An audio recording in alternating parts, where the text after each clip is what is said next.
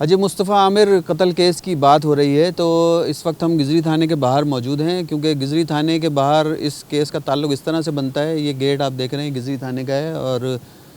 اندر جو ہے تمام دفاتر ہیں تھانے کے۔ اس کا واقعے کا جو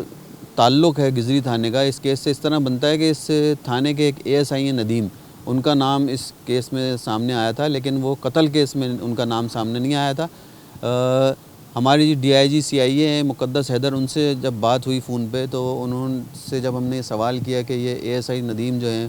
اس کیس میں شامل ہیں، تو ان کا یہ کہنا تھا کہ مصطفیٰ عامر کے قتل سے اس کا کوئی تعلق نہیں ہے، کیونکہ جب تحقیقات ہو رہی تھی اور ان کے ملزمان کے موبائل فون کی جو CDR چیک کی گئی، جس میں ارمغان اور ساحر حسن جو ساجد حسن اداکار ہیں ان کے بیٹے ہیں ساحر حسن، جب ان کے جو CDR چیک کی گئی تو اس میں ان کا نمبر سامنے آیا، تو اس سے یہ ثابت ہوا کہ یہ ASI جو ہیں ان دونوں ملزمان سے رابطے میں تھے۔ اور DIG CIA مقدس حیدر کا یہ کہنا ہے کہ ASI ندیم جو ہیں وہ ارمغان سے رابطے میں مسلسل تھے اور ان کے جو کام تھے وہ کیا کرتے تھے۔ ارمغان کو کوئی کام کہتا تھا تو وہ کام یہ کیا کرتے تھے، اس کے بدلے ان کو کچھ وہاں سے پیسے ملتے تھے۔ اس حد تک ان کا تعلق ہے، اس قتل کیس سے کوئی تعلق نہیں ہے، ان کا یہ کہنا تھا۔ اور جب دوسری ہم نے ان سے سوال کیا کہ اس کیس میں جو لڑکیوں کے نام سامنے آئے تھے، 3 لڑکیاں تھیں، سب سے پہلی لڑکی مارشا کا نام سامنے آیا تھا سب سے پہلے، جس کا بتایا گیا کہ وہ واقعے کے بعد امریکہ چلی گئی تھی جب اس کو اغوا کیا گیا تھا، اور دوسری لڑکی تھی انجلین، اور تیسری زوما کا نام سامنے آیا تھا، جس کا گزشتہ روز بیان بھی ریکارڈ کیا ہے تفتیشی حکام نے، اور اس نے اپنے بیان میں یہ بتایا تھا زوما نے کہ ارمغان نے اس کو لیپ ٹاپ کے بہانے اپنے کمرے میں بلایا تھا اور وہاں پر اس نے یہ کہا کہ تم مخبری کرتی ہو اور پولیس کو ہمارے کام کے بارے میں، اور اس کو لوہے کی راڈ سے تشدد کا نشانہ بنایا تھا، اور جب اس کو زیادہ زخمی ہوئی تھی تو شراز کے ذریعے اس کو ایک قریبی ایک نجی اسپتال ہے وہاں پر اس کو بھجوا کے اس کا علاج کرایا گیا تھا، اور اس کو دھمکی دی تھی کہ اگر کسی کو تم نے بتایا تو تم کو قتل بھی کیا جا سکتا ہے۔ یہ سارا بیان تفتیشی حکام نے حاصل کیا ہے، اور ان کے جو موبائل فون کے ریکارڈ میں جن لوگوں کے نمبر سامنے آئے ہیں اس میں کافی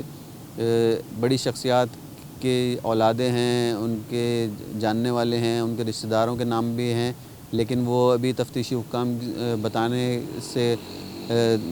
قاصر ہیں۔ وہ کہتے ہیں کہ یہ نام ابھی بتائے نہیں جا سکتے، جیسے جیسے تحقیقات آگے بڑھیں گی ان کے جو نام ہیں جن لوگوں کے، ان پہ اگر گرفتاری ہوگی تو ان کے نام سامنے آ سکیں گے۔ دوسرے ان کے گھر سے جو ارمغان کے اسلحہ ملا تھا وہ بہت جدید قسم کا اسلحہ تھا، اور اس کے بارے میں جب ان سے پوچھا گیا مقدس حیدر سے تو ان کا یہی کہنا تھا کہ تمام کا تمام اسلحہ غیر قانونی ہے، اور ارمغان کے باپ جو دعویٰ کر رہا تھا کہ ان کے تمام اسلحے کے جو لائسنس بھی ہمارے پاس، لیکن کوئی لائسنس کسی قسم کا پیش نہیں کیا گیا، جس سے یہ ثابت ہوا کہ یہ تمام کا تمام جو اسلحہ تھا وہ غیر قانونی تھا۔ کیس کی تفتیش کے حوالے سے DIG CIA مقدس حیدر کا یہ کہنا ہے کہ قتل کیس کی جو تفتیش ہے وہ تقریباً مکمل ہو چکی ہے اور اب آخری مراحل میں ہے بالکل، کیونکہ اس کیس میں جتنے ملزمان تھے، جو مین ملزمان تھے وہ ارمغان اور شراز سے جو گرفتار ہیں اور جنہوں نے اپنے اعترافات بھی کر لیے ہیں، کیس عدالت میں ہے۔ اس کے علاوہ ابھی فی الحال کوئی ایسا ملزم سامنے نہیں آیا جو براہ راست اس قتل کے کیس میں ملوث ہو۔ صرف منشیات کے کام کے حوالے سے کچھ لوگ ہیں جو رابطوں میں تھے ان کے، ان سے پولیس تحقیقات کر رہی ہے اور ان کو پوچھ گچھ بھی کی جا رہی ہے ان سے، اور ان کے موبائل فون کے نمبروں کے حوالے سے جو لوگ رابطے میں تھے ان سے تحقیقات اور پوچھ گچھ کی جا رہی ہے۔ اسی حوالے سے جب ہم نے پوچھا کہ بلوچستان میں جو کیس ہوا تھا، مصطفیٰ کی جو لاش ملی تھی، اگر اب وہ ملزمان بلوچستان پولیس اگر مانگے گی تو اس کا کیا ہوگا، تو ان کا یہ کہنا تھا مقدس حیدر کا کہ وہاں سے بلوچستان پولیس جو ہے وہ کیس ختم کرے گی، اور کیونکہ مصطفیٰ عامر یہیں سے اغوا کیے گئے تھے اور یہیں ان کو تشدد کا نشانہ بنایا گیا تھا، اس لیے وہ کیس کی تفتیش اس کے قتل کی بھی یہیں پر ہو رہی ہے اور وہ بالکل آخری مراحل میں ہے، اور پولیس کا تمام فوکس جو ہے اس وقت اس کی تفتیش پر ہے تاکہ تفتیش شفاف طریقے سے مکمل ہو اور ملزمان کو سزا دی جا سکے۔